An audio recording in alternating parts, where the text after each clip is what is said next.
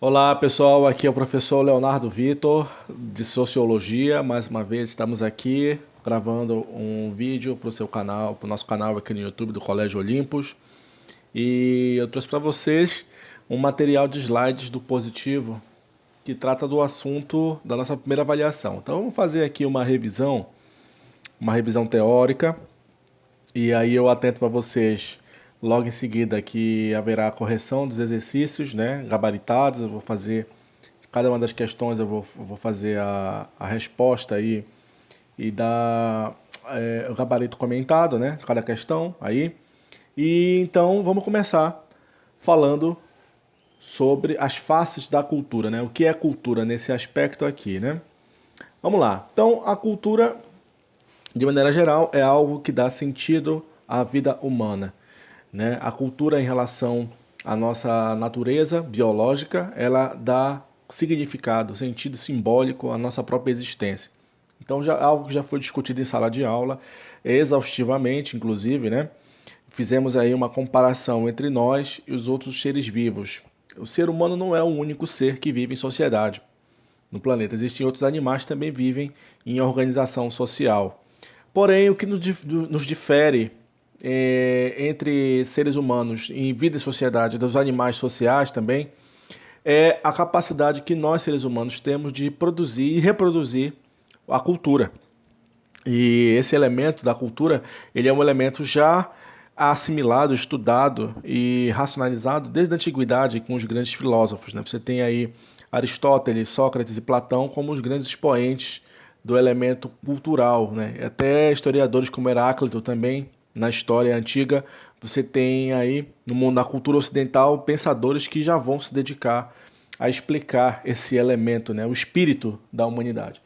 Então nós temos aí a formação desse espírito, que é de uma visão metafísica filosófica consolidada assim na antiguidade, sendo desenvolvido durante a nossa própria história até a modernidade, no século XIX e XX, transformando então essa noção espiritual em algo observável, em algo que pode ser estudado cientificamente.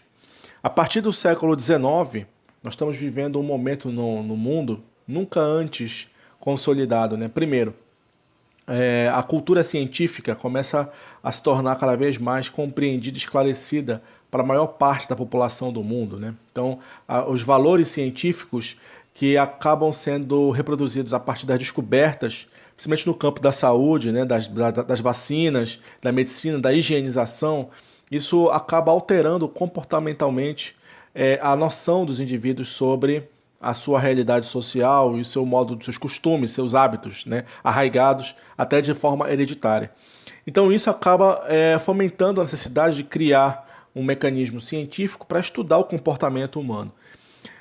Nesse momento, várias ciências, vários conhecimentos científicos acabam sendo concorrentes. Nós temos a psicologia, né, também, no século XIX, nós temos a sociologia e nós temos a antropologia. A antropologia, que é uma ciência que tem um pé muito mais subjetivo dentro do conhecimento da realidade científica, porque a antropologia se considera uma ciência que trabalha com o espírito da produção da humanidade, né? Esse espírito humano que a antropologia carrega, né, como objeto de pesquisa é a cultura. Mas naquela época, no século XIX, se tinha uma visão acerca da cultura que era bastante específica, baseada numa determinação sociocultural de um povo. Que povo era esse? O povo europeu. E nós estamos vendo aí nas fotos uma variedade enorme, né, de povos que representam então o seu espírito, né? A cultura no seu primeiro momento, então na antiguidade, ela representava esse elemento espiritual, né, que dava o princípio de vida, né, o sentido de vida para cada uma das sociedades, e assim produzindo o seu ethos. A palavra, o termo ethos, né, E-T-H-O-S, ela acaba inclusive sendo influenciadora direta na palavra ética, né, que nós conhecemos aí na filosofia. A ética é o sentido, né, é aquilo que faz sentido. Ou seja, viver em sociedade, portanto, para nós seres humanos, faz parte de um ethos nosso como ser humano. Faz parte da natureza, portanto, do ser humano. E isso acaba sendo desenvolvido de maneira diferente em várias sociedades. Então, cada sociedade, de maneira geral, possui seu próprio ethos. E a antropologia, portanto, traduzindo isso cientificamente para nós hoje, ela faz esse papel, essa função, ela tem essa função de estudar a variedade desse ethos que existe em cada sociedade do planeta. Vamos lá. Então, no início da antropologia, nós temos aí, como eu falei para vocês, uma série de discursos que vão tentar, né, se tornar hegemônicos para que haja o estudo da cultura de outros povos do planeta. Um desses discursos é o discurso naturalista, o discurso evolucionista do século XIX, que pregava a ideia de que existia uma escala evolutiva humana, né, que levava os indivíduos para a cultura, né? Então, existia uma determinação biológica no início, né, do discurso sobre a cultura, que dizia que a cultura só era alcançável num determinado estágio de evolução humana. Então, esse nível de percepção determinista sobre a cultura foi amplamente difundido entre os povos que viviam no norte do planeta, os países desenvolvidos, né, vamos dizer assim, como os Estados Unidos, a Alemanha, França, Inglaterra, isso até a primeira metade do século XIX você tinha esse discurso bastante proeminente. É a partir da segunda metade do século XIX que há uma série de transformações nesse conceito. É um conceito, inclusive, que infelizmente gerou influências para o racismo, né, que o nazismo e o fascismo no século XX vão tentar recuperar como uma tese, né, de verdade, uma verdade científica que hoje não tem mais validade, que é a ideia de quê? Que existem raças superiores e que existem raças inferiores. E o elemento que baliza essa superioridade e essa inferioridade seria o elemento da cultura. A partir do final do século XIX e início do século XX, uma série de pesquisadores, antropólogos, portanto, começam a entrar em contato direto com outras populações do planeta. Então, aí nessa foto você está vendo uma família Inuit. Os Inuit, eles povoam o extremo norte do planeta, do Alasca até ao extremo estreito da Sibéria, na Rússia, né? E eles ficaram ali naquela região do planeta, tendo, portanto, uma certa identidade, construindo a partir daí um sentido de vida, né, baseado no seu território, baseado na sua geografia ali, no seu clima, e que acaba levando a esse tipo de identidade que você está vendo na foto aí, né, roupas de frio, tá, utilização de instrumentos arcaicos, né, para moldar, né, fazer ferramentas a partir daí, e a sua moradia basicamente em iglus. Alguns são nômades, inclusive, né, não param em um lugar. Então isso remete a uma certa tradicionalidade da humanidade do passado que ainda se representa como algo de grande significado simbólico para esses povos, ou seja, a ideia o comportamento nômade, né, o nomadismo, e também a ideia de um lugar comum, ou seja, que todos ali são donos, ou todos estão vivendo no mesmo território, compartilham de todas as coisas, sejam homens ou mulheres. O papel do social de homens e mulheres também na sociedade é um papel bastante igualitário, no sentido de que a mulher acaba ocupando certo elemento de educação dos filhos, ensinando eles a caça, a pesca, e os mais adultos acabam sendo, pela sua disposição física, mais resistentes, portanto, na sua função social da caça, sendo mais requisitados, né? No final do século XIX, houve uma expedição inglesa que chegou até essa região do Alasca e, pela primeira vez, há um contato dos europeus com esses povos, né? Descobrem esses povos ali, vivendo há mais de 15 mil anos, há 20 mil anos ali, aqui nesse território, né? Há relatos disso, até hoje. E muito de que se tinha na ideia de cultura daquela época foi utilizado, né, para tentar discriminar os povos que moravam nessas regiões, sendo que eram povos que nunca haviam entrado em contato com os europeus, mas já possuíam certos hábitos sociais, estruturas ali sociais, que demonstravam um certo nível de organização tribal, porém complexa, até então, sendo que eles nunca entraram em contato com outras civilizações. Portanto, a partir daí, os europeus começaram a tentar classificar esses povos como povos primitivos, como povos que ainda carregavam um certo nível de ancestralidade bárbara, né, dos seres humanos. E uma das coisas que mais chamou a atenção dos europeus era o fato deles não cozinharem a carne, comerem carne crua. É daí que vem o apelido, inclusive, de esquimós, comedores de carne crua. Eram considerados, então, povos nativos que estavam ligados a uma certa ancestralidade humana, né, hominídea, e que, na visão dos europeus, portanto, estavam em um certo grau de estágio de desenvolvimento que não levavam eles a adquirir a cultura. Lembrando que naquela época você tinha uma percepção ainda evolucionista, uma perspectiva racista, né, que era difundida pelos europeus na época, da ideia de que a cultura só seria encontrada num determinado estágio de desenvolvimento material e intelectual de certas comunidades ou sociedades humanas. Portanto, a visão que o europeu tinha desse desenvolvimento era a sua visão, da sua sociedade. Comparando com outras sociedades, como o caso dessa, dos Inuits, então eles observavam que os Inuits eram inferiores e primitivos. Por quê? Porque o seu desenvolvimento material, o seu desenvolvimento intelectual não se aproximava dos europeus. Mas outros pesquisadores que foram, durante outros anos, encontrar esses povos, perceberam também que existia uma certa visão dos Inuits sobre os próprios expedicionários, né, europeus. Os Inuits entregaram suas mulheres para que os expedicionários tivessem uma educação social, para que eles entendessem ali a cultura, a tradição do povo. Os expedicionários não entenderam muito bem isso, mas só um tempo depois é que foi traduzido como uma ideia de que os Inuits também viam nos europeus essa inferioridade. Os europeus não tomavam banho, os europeus não sabiam caçar, os europeus guardavam suas mulheres dentro das embarcações, né? não permitiam que elas saíssem, e eram inaptos para viver naquele território. Então, segundo os Inuits, quem era inferior eram os europeus. Então, esse choque cultural, né, esse contato, essa crise do choque que existe entre duas culturas muito diferentes, acabou ressaltando a ideia do conceito de etnocentrismo. O etnocentrismo, na verdade, é um comportamento que faz parte da própria natureza da cultura humana.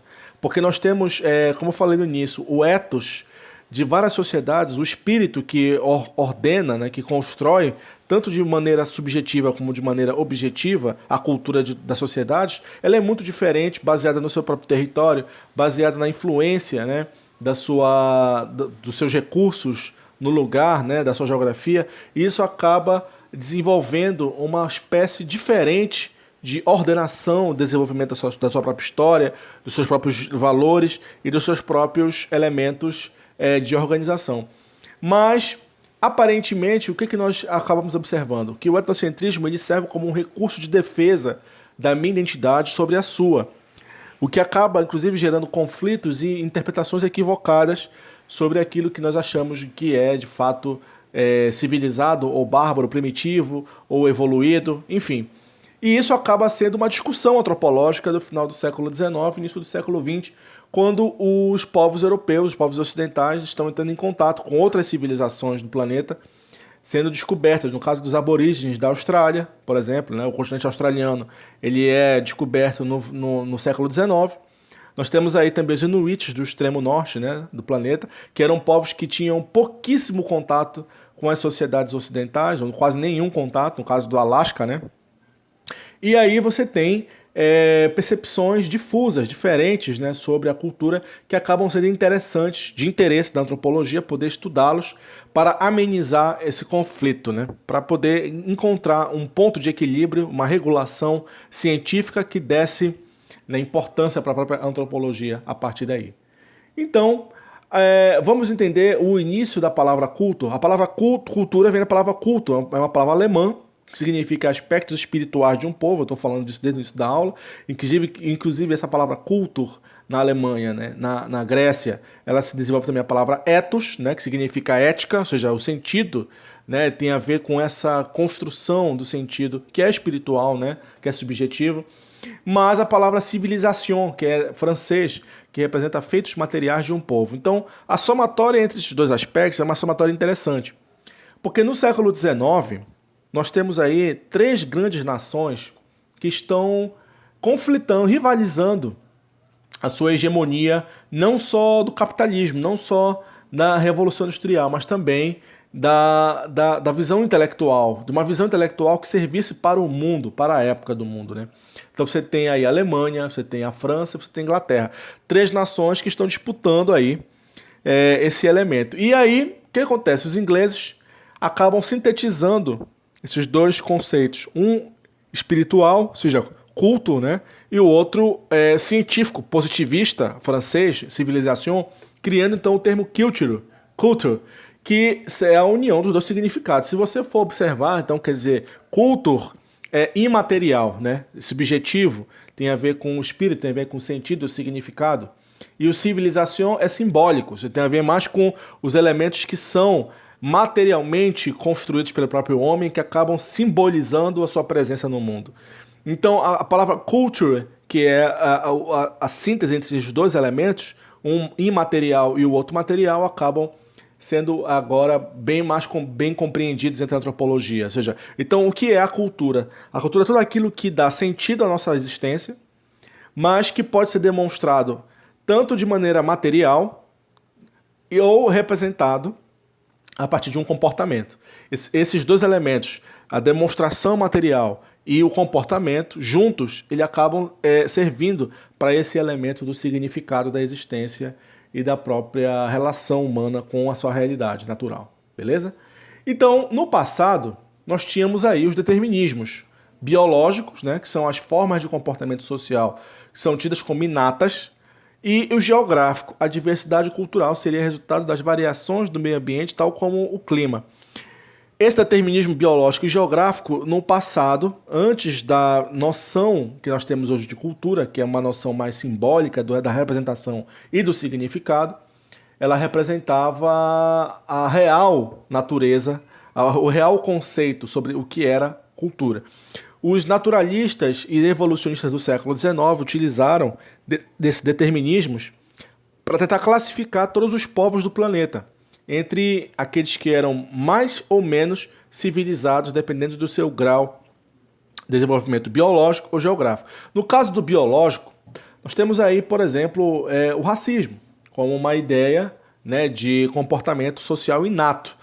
Isso serviu até de discurso para a justificativa da colonização da África e da Ásia na época do imperialismo, e também foi usado, né, infelizmente, pelo nazismo e pelo fascismo europeu italiano no século XX, né, para determinar a condicionante de superioridade ariana ou de raça caucasiana sobre os outros povos do planeta, né? Então, justificando a sua visão civilizatória, né, sendo hegemônica e positiva para o mundo todo. E o determinismo geográfico é aquilo que também coloca, né, como base de elementos a ideia de que os indivíduos são moldados pelo meio, né, que vivem. Então, por causa dos Inuit, eu acabei de explicar para vocês. Os Inuites, na percepção dos europeus, estavam naquela condição primitiva também, não só a sua estrutura biológica, né, que é muito próxima, segundo a visão dos europeus, dos antepassados, hominídeos ali, né, pré-históricos, mas também pela sua condição geográfica que impossibilita eles de evoluírem, né, materialmente, de criarem ferramentas avançadas que deem conta, né, de melhoria da sua realidade humana, né, cultural. E esse impedimento cultural, que tem base na sua geografia, na sua localidade, representa também um certo nível de determinismo que é muito utilizado, que foi utilizado naquela época e que até hoje, de certa maneira, ainda é muito utilizado entre as pessoas, né? Então, por exemplo, nós criamos uma série de determinismos geográficos para hoje discriminar ou fazer algum tipo de chacota, né? Por exemplo, baiano é preguiçoso porque mora na beira do mar, por exemplo. Né? Um certo povo ele é ignorante porque detém certo nível, né, de realidade. Eu não quero dizer que a biologia e a geografia não são influenciadores no aspecto da cultura. São, mas não são deterministas para que a cultura seja desenvolvida. E aí há uma série de conceitos antropológicos e de descobertas científicas antropológicas que dão conta de refutar esse determinismo biológico e geográfico. No livro de vocês, por exemplo, se você for pegar aqui o seu livro de atividades, já vimos isso aqui, nós temos na página 2, no resuminho, as faces da cultura, né? Você pode olhar aí na cor verde, né? E na cor azul, dois elementos que vão demonstrar bastante o que nós estamos falando aqui. No elemento azul, lá em cima, diz o que é cultura. Cultura não é erudição. Conceito antropológico de cultura.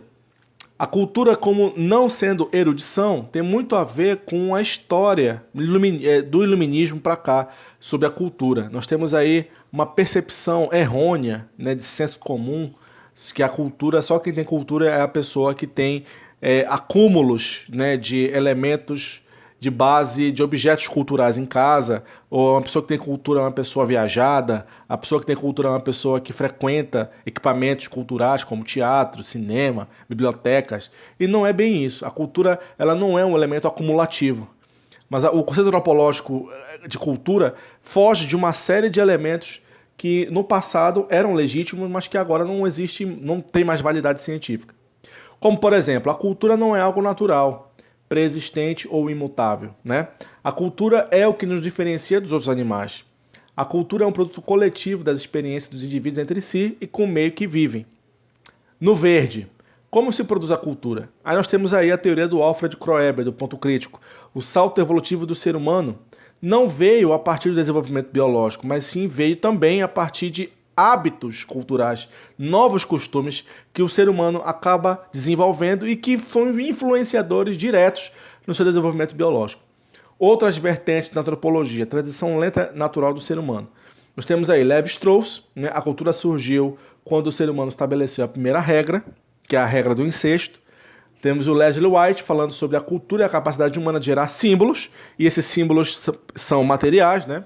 E o Clifford Geertz, a cultura é a rede de significados compartilhados em seres humanos, que já é algo imaterial, ou seja, essa rede de significados que envolve tanto a produção de objetos, que a gente chama de aparelhos culturais, né? São objetos que nós desenvolvemos, mas esses objetos, eles têm total sentido. Você pega, por exemplo, um relógio, né? O relógio, ele é um objeto, mas o relógio, ele carrega uma série de significados que ultrapassam, inclusive, a tradução daquele elemento, daquele objeto, né? Que tem a ver com as horas, tem a ver com o atraso, tem a ver com você se preparar antecipadamente para ir chegar até algum lugar. Então, um relógio, por si só, ele é apenas um objeto.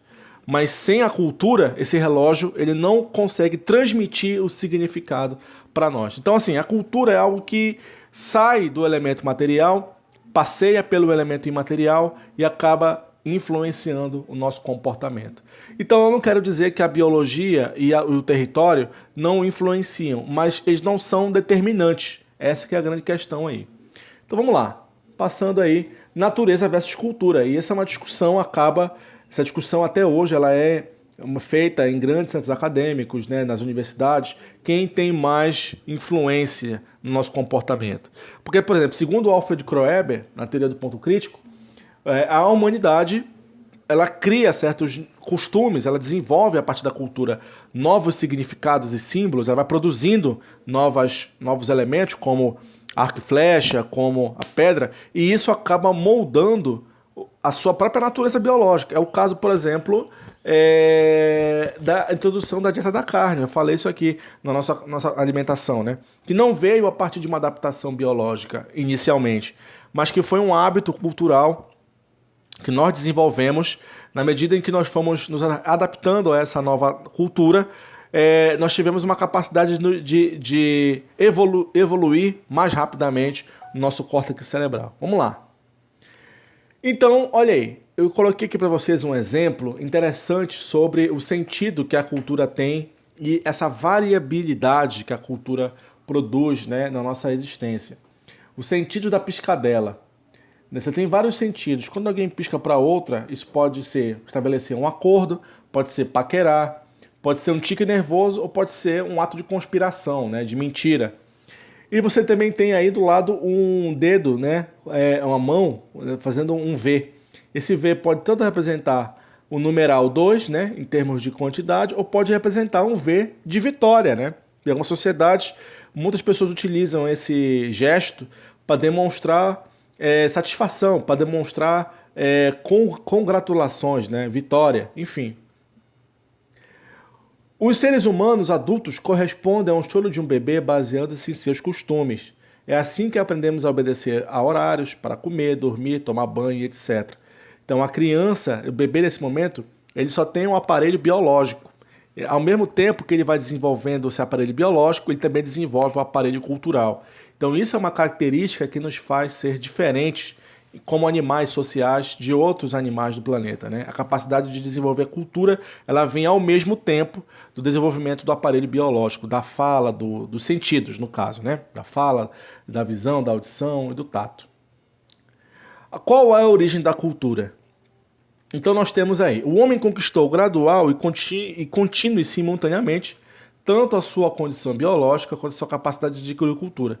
Além disso, pode-se dizer que o homem é produto biológico de sua capacidade de adquirir cultura.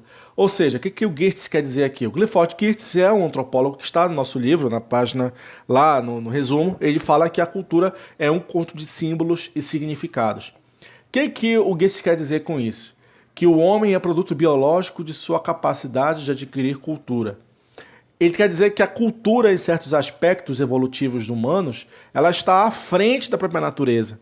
É possível encontrar na nossa pré-história, na nossa história atual, elementos de natureza cultural que acabam sendo alteradores da nossa própria biologia.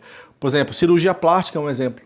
A cirurgia plástica ela é uma espécie de correção física que tem a ver com a cultura de uma sociedade. Certos tipos de modificações físicas no corpo que para nós pode parecer agressivas, como a gente já trabalhou naquela aula sobre as argolas, né, das mulheres, elas são modificações biológicas que são permanentes no corpo. A tatuagem, por exemplo, é um caso típico disso, né? Nós temos aí, olha aí, no quadro, 3 formas diferentes de papéis sociais, né, de relações entre os sexos, né, entre os gêneros masculino e feminino. Temos uma representação do passado, de um passado mais distante, né? Temos uma representação do passado um pouco mais recente e uma representação atual, no centro, né? De um homem e uma mulher, 2 pessoas caminhando juntas com um guarda-chuva.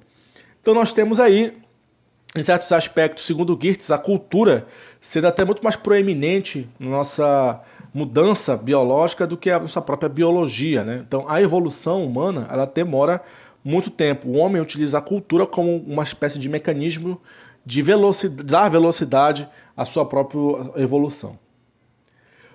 Agora, vamos entender o que é o relativismo cultural e o etnocentrismo, por favor. Olha aí, a natureza simbólica da cultura é representada a partir da forma como nós temos o sentido, como nós damos sentido, né, a esse elemento. Aqui nós estamos vendo aqui um homem que está mastigando um macarrão, né, e está com a camisa manchada de vermelho. Aparentemente, se nós olharmos para o macarrão, para a macarronada ao lado, nós vamos associar que esse homem está manchado de molho. Mas esse molho pode ser sangue, pode ser várias coisas diferentes. Ou pode ser uma pintura, pode ser um estilo na camisa, né, que pode representar um certo nível de estético, de arte, né, que seja representado. Esse homem, puxando a camisa, ele pode estar demonstrando uma espécie de nojo, uma espécie de surpresa, ou ele também pode estar querendo demonstrar, né, essa pintura que ele fez na camisa, né? Então a natureza simbólica da cultura ela é difusa. Difícil, portanto, então, enquadrar um conceito sobre cultura. Não existe um conceito só sobre cultura. O que existe é o nível das representações culturais. Então o símbolo ele acaba sendo um elemento fundamental aí. De um lado você tem a macarronada é um símbolo que representa um certo tipo de cultura, né? E do outro lado a forma de se alimentar também. A forma de representação da identidade a partir do vestuário também é simbólico, né, nesse aspecto. Então nós temos aqui uma cultura material, um elemento material, que é a macarronada. Nós temos um elemento imaterial, que é a identidade, né, que é o vestuário, que é a forma como o indivíduo ele lida com esse comportamento identitário, né? Então é isso, gente. Espero que vocês tenham adquirido bastante cultura agora na nossa aula. E a gente vai, conforme aí a semana, tirando a dúvida de vocês, tá? Logo mais eu vou entregar para vocês o gabarito dos exercícios. Espero que vocês tenham curtido bastante ainda. Vamos continuar por enquanto aqui, beleza? Valeu, gente!